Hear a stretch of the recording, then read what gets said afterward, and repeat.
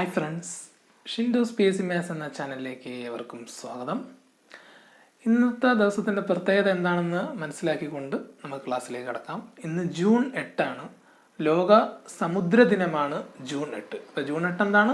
ലോക സമുദ്ര ദിനം. PSC പരീക്ഷകളിൽ ഇതേപോലെ ഒരു മാസത്തിലെ ഏതെങ്കിലും തീയതി തന്നിട്ട് അത് ഏത് ദിവസമാണ് എന്ന് ചോദിക്കാം. അപ്പോൾ ഇത് നേരത്തെ ചോദിച്ചിട്ടുള്ളൊരു ചോദ്യമാണ്. അപ്പോൾ അത് ഓർത്ത് വെച്ചിരിക്കുക. ജൂൺ 8 ലോക സമുദ്ര ദിനം.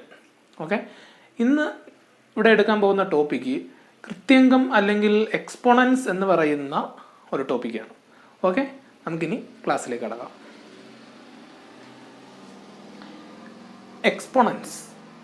എക്സ്പോണൻസ് എന്ന് പറഞ്ഞു കഴിഞ്ഞാൽ നമ്മളിപ്പോൾ ഗുണിക്കാൻ അറിയാം അല്ലേ? അപ്പോൾ തുടർച്ചയായിട്ടുള്ള ഗുണിതമാണ് കൃത്യംഗം അല്ലെ? Repeated multiplication is called exponentiation എന്ന് പറയും. ഒരു ഉദാഹരണം നോക്കിയോളൂ. ഇപ്പോൾ 2 × 2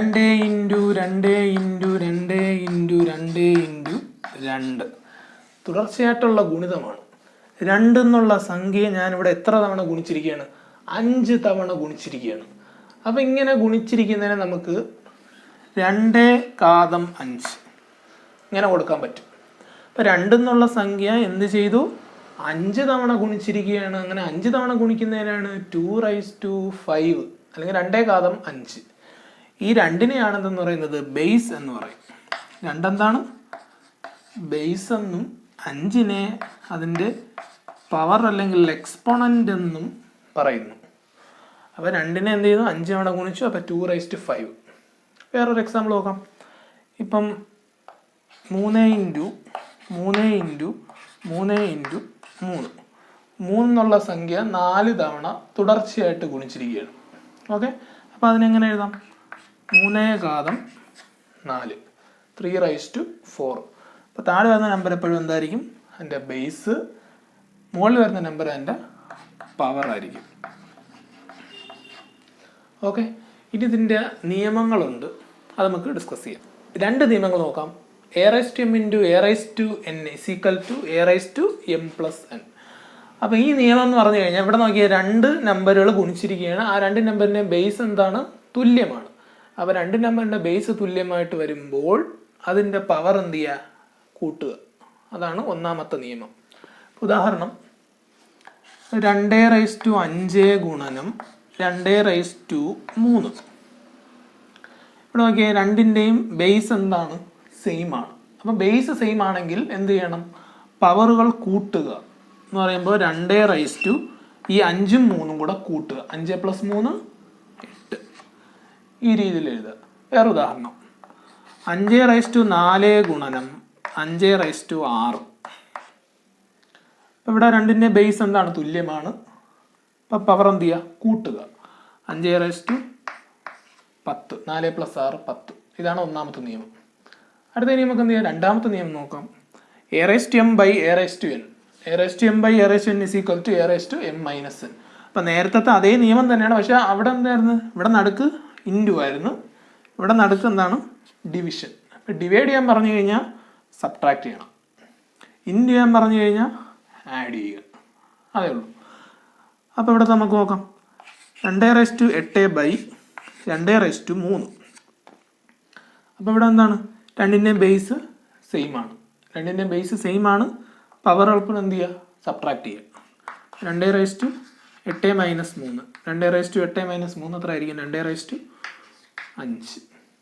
ഓക്കെ, അടുത്ത വേറൊരു ഉദാഹരണം നോക്കാം. 10⁻4 / 10⁻3. 10⁻4 / 10⁻3 ആണ്. 10⁻4 - 3. 4 - 3 എത്രയാണ്? 1. 10⁻1. ഇങ്ങനെയാണ് ചെയ്യുന്നത്. അപ്പോൾ 2 നിയമങ്ങളാണ് പറഞ്ഞത്. ഒന്ന് a⁻m × a⁻n. അത്രയാണ് a⁻m+n. അടുത്ത a⁻m / a⁻n. അത്രയായിരിക്കും a⁻m−n. ഈ 2 ക്വസ്റ്റ്യൻ നമുക്ക് നോക്കാം. 4⁻3 / 4⁻−5. അപ്പോൾ ഇവിടെ ഏത് നിയമമാണ് ഉപയോഗിക്കുന്നത്? അപ്പോൾ ഈ ഒരു ചോദ്യം കണ്ടു കഴിഞ്ഞാൽ ഏത് നിയമമാണെന്നുള്ളത് പെട്ടെന്ന് നമുക്ക് മനസ്സിലാവണം. ഓക്കെ, അതിനുവേണ്ടി കുറേ ക്വസ്റ്റ്യൻസ് എന്ത് ചെയ്യണം? വർക്കൗട്ട് ചെയ്ത് നോക്കുക. ഇവിടെ നോക്കിയാൽ 2-ൻ്റെയും ബേസ് എന്താണ്? തുല്യമാണ്. 2-ൻ്റെയും ബേസ് തുല്യമാണ്. ഇവിടെ എന്താണ്? ഡിവിഷൻ ആണ്. അപ്പോഴെന്ത് ചെയ്യണം? പവറുകൾ കുറയ്ക്കണമെന്ന് അറിയണം. അപ്പോൾ ഇവിടെ എന്ത് ചെയ്താൽ മതി?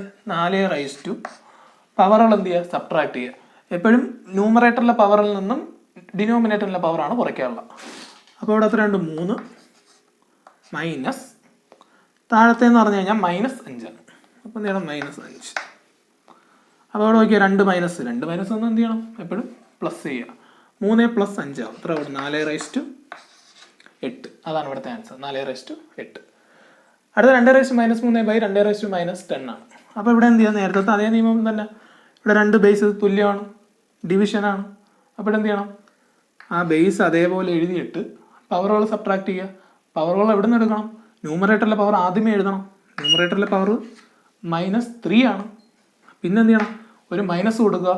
പിന്നെ ഡിനോമിനേറ്ററിൻ്റെ പവർ കൊടുക്കുക. ഡിനോമിനേറ്റർ പവർ ഏതാണ്? -10. അപ്പോൾ എന്താവും? -3 -10 ആവും. ഇനി 2 മൈനസ് കൊണ്ട് എന്താവുക? പ്ലസ് ആവും. അപ്പോൾ 2 - -3 + 10. മൈനസും പ്ലസും വന്നാൽ എന്ത് ചെയ്യണം? അത് പഠിച്ചാണ്. മൈനസും പ്ലസും വന്നു കഴിഞ്ഞാൽ വലുതിൽ നിന്നും ചെറുത് കുറയ്ക്കുക, എന്നിട്ട് വലുതിൻ്റെ ചിഹ്നം കൊടുക്കുക. അപ്പോൾ ഇവിടെ എന്ത് കിട്ടും? 2 - -3 + 10. അപ്പോൾ 10ൽ നിന്ന് 3 കുറയ്ക്കുക, 7. ഇവിടെ വലിയ നമ്പർ ഏതാണ്? 10 ആണ്. 10ൻ്റെ ചിഹ്നം പ്ലസ് ആണ്. അപ്പോൾ അതേപോലെ തന്നെ മതി. 2/7 ആയിരിക്കും ഇതിൻ്റെ ആൻസർ. ഓക്കെ, ഇനിയും കുറേ നിയമങ്ങളുണ്ട്. ഇപ്പം ഞാൻ 2 നിയമം മാത്രമേ പറഞ്ഞിട്ടുള്ളൂ. ഇനിയും കുറച്ചും കൂടെ നിയമങ്ങളുണ്ട്. അതൊക്കെ നമുക്ക് തുടർന്നുള്ള എൻ്റെ ക്ലാസ്സുകൾ കാണാം. ഓക്കെ, ഈ ക്ലാസ് നിങ്ങൾക്ക് ഇഷ്ടമായെങ്കിൽ നിങ്ങൾ ലൈക്ക് ചെയ്യുക. അതേപോലെ എന്തെങ്കിലും ഡൗട്ടുകളുണ്ടെങ്കിൽ കമൻറ്റ് ചെയ്യുക. ഓക്കെ ഫ്രണ്ട്സ്, നമുക്ക് പുതിയൊരു ക്ലാസ്സുമായി വീണ്ടും കാണാം. Till then, good bye.